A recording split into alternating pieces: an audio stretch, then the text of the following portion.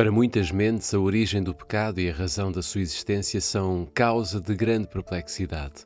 Vêm a obra do mal e os seus terríveis resultados de miséria e desolação e questionam como é que isso pode existir sobre o reinado de um ser que é infinito em sabedoria, poder e amor. Eis um mistério para o qual não encontram explicação.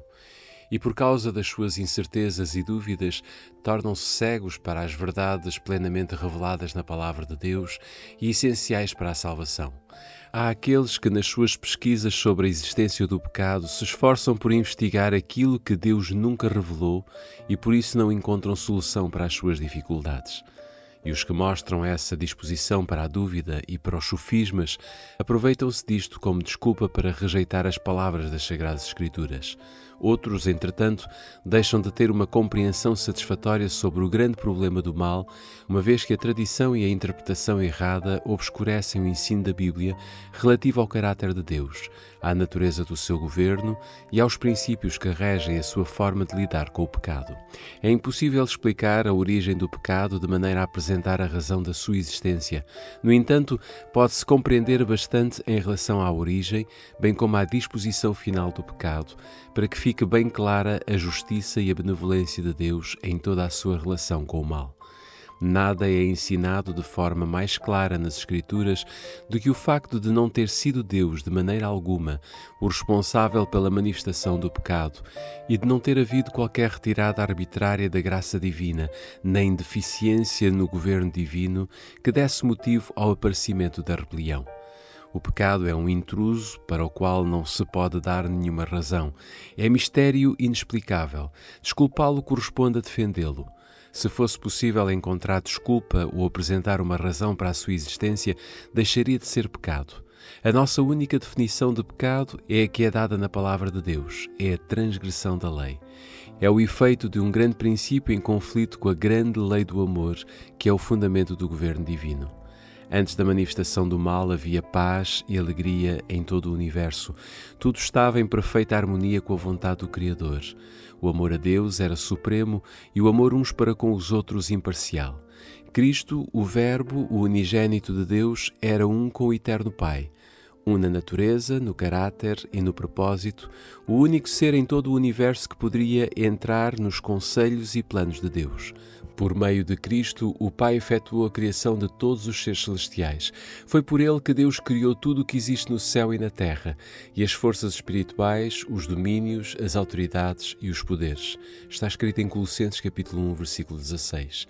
E todo o céu mantinha lealdade tanto para com Cristo como para com o Pai. Como a lei do amor é o fundamento do governo de Deus, a felicidade de todos os seres criados dependia da sua perfeita harmonia com os seus grandes princípios de justiça. Deus deseja de todas as suas criaturas um serviço de amor, uma homenagem que brote de uma apreciação inteligente do seu caráter. Ele não tem prazer numa submissão forçada e dá a todos vontade livre para que possam prestar-lhe um serviço voluntário. Houve, porém, um ser que preferiu perverter esta liberdade. O pecado originou-se com aquele que, abaixo de Cristo, era o mais honrado por Deus e o mais elevado em poder e glória entre os habitantes do céu. Antes da sua queda, Lúcifer foi o primeiro dos querubins cobridores, santo e incontaminado. Tu foste um exemplo de perfeição. Eras muito sábio e bem parecido. Vivias no Éden, o jardim de Deus, coberto de joias de toda a qualidade. Coloquei-te como um querubim protetor. Vivias no meu santo monte e andavas por entre joias cintilantes. Tudo o que fazias era perfeito desde o dia em que foste criado até que começaste a praticar o mal. Ezequiel capítulo 28, versículos 12 a 15. Lúcifer poderia ter permanecido no favor de Deus, ser amado e honrado por toda a hoste angélica, exercendo as suas nobres faculdades para abençoar outros e glorificar o seu Criador. Mas diz o profeta, orgulhavas-te na tua formosura e a tua fama levava-te a proceder como um louco. Ezequiel capítulo 28, versículo 17. Pouco a pouco, Lúcifer veio a condescender com o desejo de exaltação própria. Pretendes ser tão grande como Deus. Ezequiel capítulo 28, versículo 6. Tu dizias no teu íntimo: subirei até aos céus, levantarei o meu trono por cima das estrelas de Deus, sentar-me-ei na montanha do conselho, subirei até ao cimo das nuvens, serei igual ao Deus Altíssimo. Isaías capítulo 14, versículos 13 e 14. Em vez de procurar fazer com que Deus fosse supremo nos afetos e na lealdade das suas criaturas, o seu esforço era conquistar para si o seu serviço e a sua homenagem. E cobiçando a honra que o infinito Pai tinha conferido ao seu Filho, este príncipe dos anjos aspirou ao poder que era prerrogativa unicamente de Cristo. Todo o céu sentia alegria em refletir a glória do Criador e em demonstrar vivamente o seu louvor. E enquanto Deus foi honrado dessa forma, tudo era paz e alegria. Mas uma nota de discórdia tinha agido de modo a manchar as harmonias celestiais. O serviço e a exaltação em favor de si mesmo, contrários ao plano do Criador, despertavam maus pronúncios de males na mente daqueles para quem a glória de Deus era suprema. As Assembleias Celestiais insistiam com Lúcifer. O Filho de Deus colocava perante ele a grandeza, a bondade e a justiça do Criador e a natureza sagrada e imutável da sua lei. O próprio Deus tinha estabelecido a ordem do céu e, afastando-se dela, Lúcifer desonraria o seu Criador, trazendo sobre si a ruína. Mas a advertência feita com infinito amor e infinita misericórdia apenas suscitou um espírito de resistência. Lúcifer permitiu que a inveja contra Cristo prevalecesse e tornou-se assim mais determinado. O orgulho devido à sua própria glória alimentava o desejo de supremacia. As elevadas honras conferidas a Lúcifer não eram apreciadas como um dom de Deus e não despertavam nele gratidão para com o Criador. Orgulhava-se com o seu brilho e a sua exaltação e ansiava ser igual a Deus. Era amado e reverenciado pela hoste celestial, os anjos sentiam-se felizes em executar as suas obras e, mais do que todos eles, estava revestido de sabedoria e glória. Todavia, o Filho de Deus era reconhecido como o soberano do céu, igual ao Pai em poder e autoridade. Cristo tomava parte em todos os conselhos de Deus, enquanto a Lúcifer não era permitido penetrar nos planos de Deus. Porquê? Perguntava o poderoso anjo. Deveria Cristo ter a supremacia? Por que é que ele é, desta maneira, mais honrado? Deixando o seu lugar na presença imediata de Deus, saiu a espalhar o espírito de descontentamento entre os anjos. Agindo de forma misteriosa e secreta e escondendo durante algum tempo o seu verdadeiro objetivo, sob o disfarce da reverência a Deus, esforçou-se por suscitar o descontentamento em relação às leis que governavam os seres celestiais, insinuando que elas impunham uma restrição desnecessária. Insistia que, como os anjos possuíam uma natureza santa, deviam obedecer apenas aos ditames da sua própria vontade. Procurou atrair para si as simpatias, espalhando que Deus o tinha tratado injustamente ao conceder uma maior honra suprema a Cristo. Alegava que, ao desejar ter um maior poder e honra, não pretendia exaltação própria, mas procurava conseguir liberdade para todos os habitantes do céu, para por este meio poderem alcançar uma condição de existência mais elevada. Deus, na sua grande misericórdia, suportou Satanás durante muito tempo. Este não foi imediatamente destituído da sua posição elevada quando começou a condescender com o espírito de descontentamento, nem mesmo quando começou a apresentar as suas falsas pretensões diante dos anjos fiéis. Foi conservado no céu durante muito tempo. Reiteradas vezes lhe foi oferecido perdão, sob a condição de se arrepender e submeter. Foram feitos esforços que apenas o amor e a sabedoria infinitos poderiam conceber, para o convencerem do seu erro. O espírito de descontentamento nunca tinha sido conhecido no céu. O próprio Lúcifer, a princípio, não via para onde se estava a dirigir. Não compreendia a verdadeira natureza dos seus sentimentos. Mas quando lhe foi demonstrado que o seu descontentamento não tinha razão de ser, convenceu-se de que estava errado, de que as reivindicações divinas eram justas e que deveria reconhecê-las como tal perante todo o céu. Se tivesse feito isto, poderia ter-se salvo a si mesmo e a muitos anjos. Nessa altura, ainda não tinha renunciado completamente à sua fidelidade para com Deus. Embora tivesse perdido a posição de querubim protetor, teria sido reintegrado na sua função se tivesse querido voltar para Deus, reconhecendo a sabedoria do Criador, e se estivesse satisfeito por preencher o lugar que lhe tinha sido designado no grande plano de Deus. mas o orgulho impediu-o de se submeter. Persistentemente defendeu o seu próprio rumo, continuou a afirmar de que ele não precisava de se arrepender e entregou-se por completo ao grande conflito contra o seu Criador. Todas as faculdades da sua mente superior foram, então, aplicadas na obra de enganar, para conseguir a simpatia dos anjos que tinham estado sob as suas ordens. Mesmo o facto de Cristo o advertir e aconselhar foi manipulado de maneira a servir os seus desígnios traidores. Àqueles cuja afetuosa confiança mais intimamente os ligava a ele, Satanás simulou de ter sido mal julgado, que a sua posição não tinha sido respeitada e que se pretendia limitar à sua liberdade. Da falsa interpretação das palavras de Cristo, passou à falsidade e à mentira direta, acusando o Filho de Deus de planear humilhá-lo perante os habitantes do céu. Procurou também criar uma falsa situação entre si próprio e os anjos fiéis. Aos que não pôde subverter e levar completamente para o seu lado, acusou-os de indiferença para com os interesses dos seres celestiais. A mesma obra que ele próprio estava a fazer, atribuía aos que permaneciam fiéis a Deus. E para sustentar a sua acusação de injustiça por parte de Deus para com ele, recorreu à falsa interpretação das palavras e dos atos do Criador.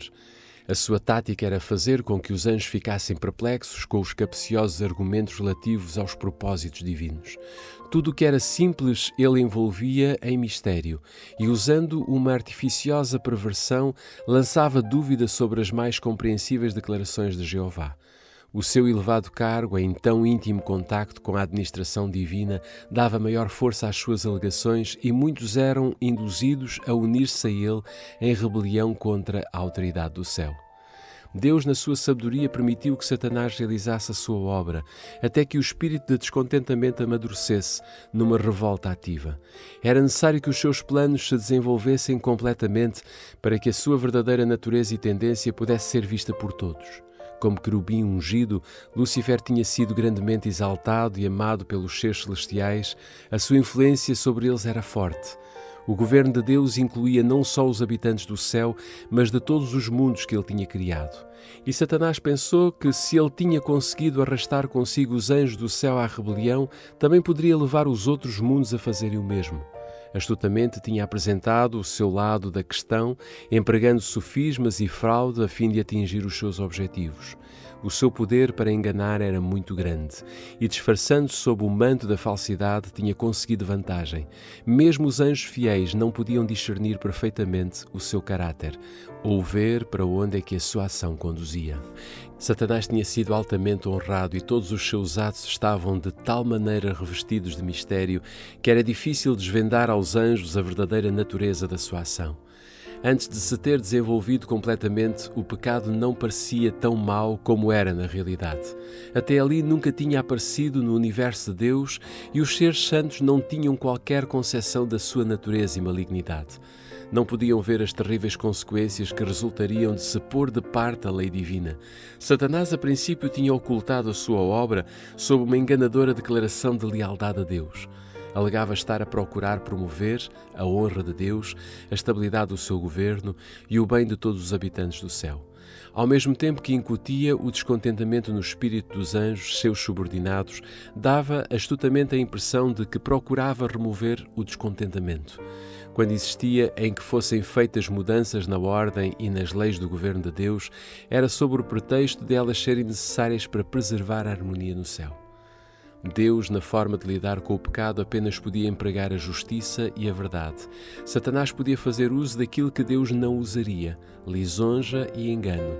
Procurar falsificar a palavra de Deus e representar falsamente o seu plano de governo perante os anjos, alegando que Deus não era justo ao estabelecer leis e regras aos habitantes do céu, que ao exigir submissão e obediência das suas criaturas, estava apenas à procura de exaltação de si mesmo.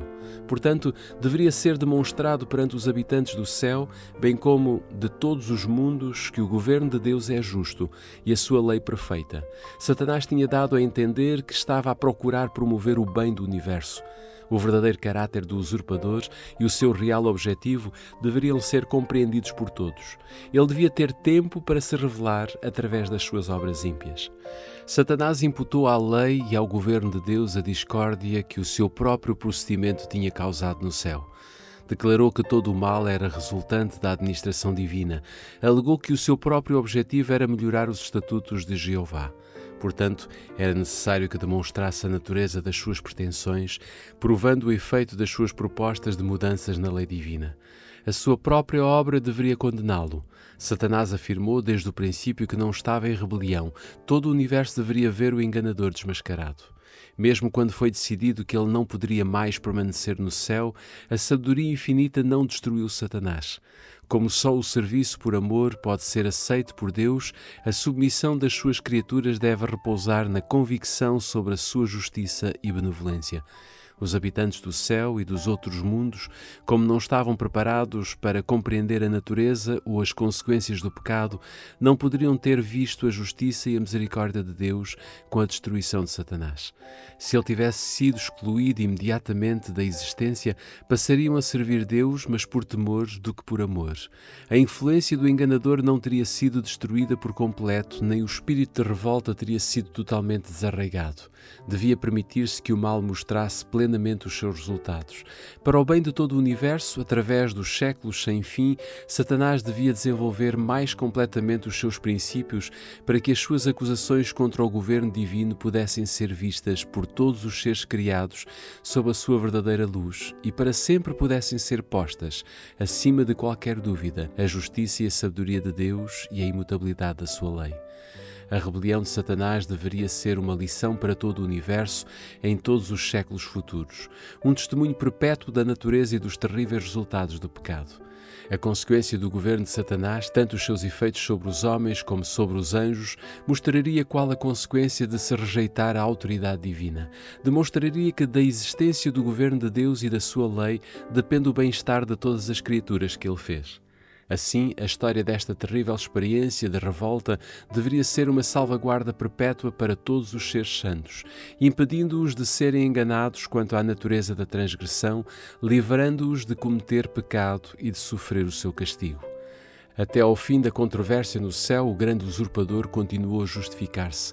Quando foi anunciado que, juntamente com todos os que com ele simpatizavam, deveria ser expulso dos lugares de bem-aventurança, o chefe rebelde confessou então ousadamente o seu desdém pela lei do Criador.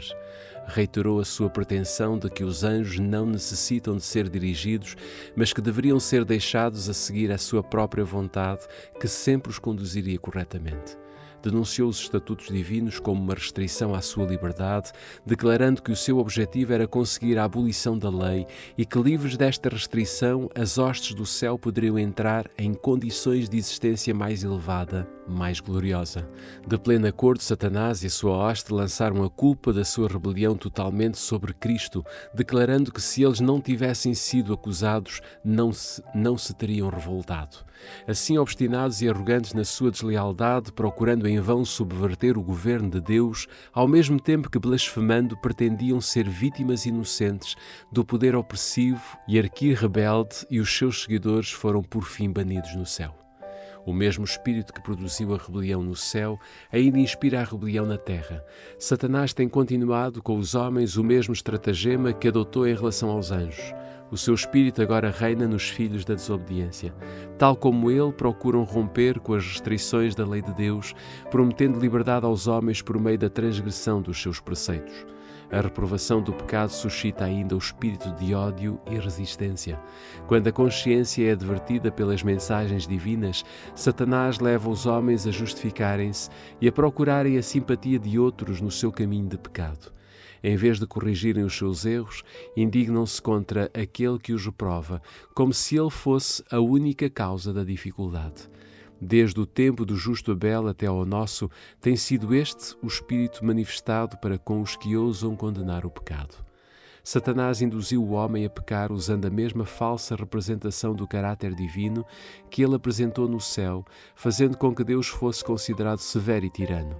E como conseguiu ser bem-sucedido nisto, declarou que as injustas restrições de Deus tinham motivado a queda do homem, assim como determinaram a sua própria rebelião. mas o próprio Eterno proclama o seu caráter: Eu sou o Senhor Deus misericordioso e compassivo, paciente e grande em amor e verdade. Aquele que por 1000 gerações se mantém fiel no seu amor e perdoa a iniquidade, a rebeldia e o pecado, mas não deixa sem castigo o culpado. Êxodo capítulo 34, versículos 6 e 7. Expulsando Satanás do céu, Deus declarou a sua justiça e manteve a honra do seu trono. Quando, porém, o homem pecou, cedendo aos enganos desse espírito apóstata, Deus ofereceu uma prova de amor, entregando o seu unigênito Filho para morrer pela raça caída. Na expiação revela-se o caráter de Deus. O poderoso argumento da cruz demonstra a todo o universo que o caminho do pecado escolhido por Lúcifer de maneira alguma era atribuível ao governo de Deus. Na luta entre Cristo e Satanás, durante o ministério terrestre do Salvador, o caráter do grande enganador foi desmascarado. Nada poderia ter arrancado de Satanás tão eficazmente o afeto dos anjos celestiais e de todo o universo fiel como a sua guerra cruel contra o Redentor do mundo. A ousada blasfémia da sua pretensão de que Cristo lhe prestasse homenagem, o seu pretensioso atrevimento ao levá-lo ao cume da montanha e ao pináculo do templo, a má intenção que se evidencia ao insistir com ele para que se lançasse da vertiginosa altura, a malignidade vigilante que o assaltava de um lugar a outro, inspirando o coração dos sacerdotes e do povo a rejeitarem o seu amor, e o brado final: crucifica-o, crucifica-o. Tudo isto despertou o assombro e a indignação do universo. Foi Satanás que promoveu a rejeição de Cristo por parte do mundo. O príncipe do mal exerceu todo o seu poder e engano para destruir Jesus, pois viu que a misericórdia e o amor do Salvador, a sua compaixão e a sua terna brandura estavam a apresentar ao mundo o caráter de Deus. Satanás contestava tudo o que o Filho do Homem visava, empregando os homens como seus agentes, a fim de encher de sofrimento e tristeza a vida do Salvador. O sofisma e a falsidade pelos quais procurara perturbar a obra de Jesus, o ódio manifestado por meio dos filhos da desobediência, as suas cruéis acusações contra aquele cuja vida era uma bondade sem precedentes, tudo proveio de um sentimento de vingança profundamente arraigado. Os fogos da inveja e da maldade, do ódio e da vingança que estavam contidos irromperam no Calvário contra o Filho de Deus, ao mesmo tempo que todo o céu contemplava a cena num silêncio horror. Quando o grande sacrifício foi consumado, Cristo ascendeu aos céus, recusando a adoração dos anjos antes de ter apresentado o pedido: aqueles que me deste, quero que, onde eu estiver, também eles estejam. Então, com amor e poder inexprimíveis, veio a resposta do trono do Pai: todos os anjos de Deus o devem adorar. Hebreus capítulo 1, versículo 6. Sobre Jesus não repousava nenhuma mancha. Tinha terminado a sua humilhação. O seu sacrifício estava completo. Fora-lhe dado um nome que está acima de todo o nome. A culpa de Satanás apresentava-se agora sem justificação. Ele tinha revelado o seu verdadeiro caráter como mentiroso e assassino, visto que ele teria manifestado o mesmíssimo espírito com que tinha governado os filhos dos homens, que estiveram sob o seu poder, se lhe tivesse sido permitido dominar os habitantes do céu.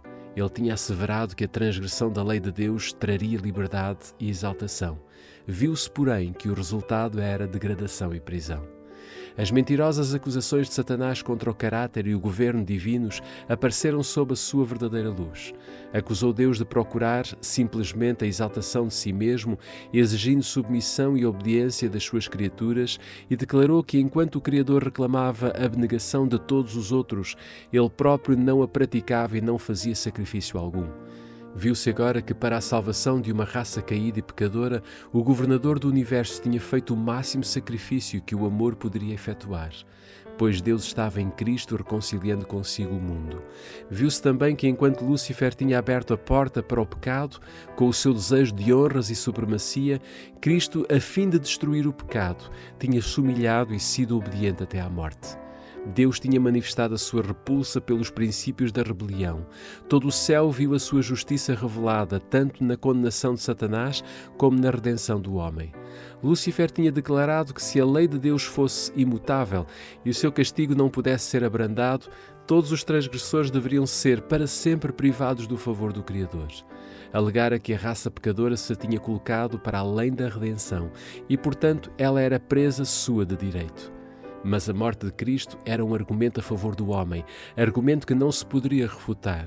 A punição da lei recaiu sobre aquele que era igual a Deus, ficando o homem livre para aceitar a justiça de Cristo e, por uma vida de arrependimento e humilhação, triunfar como Filho de Deus sobre o poder de Satanás. Assim, Deus é justo e justificador de todos os que creem em Jesus. Mas não foi só para efetuar a redenção do homem que Cristo veio à terra e aqui sofreu e morreu. Veio para engrandecer a lei e torná-la gloriosa. Não só para que os habitantes deste mundo pudessem considerar a lei como esta deveria ser considerada, mas para demonstrar a todos os mundos do universo que a lei de Deus é imutável.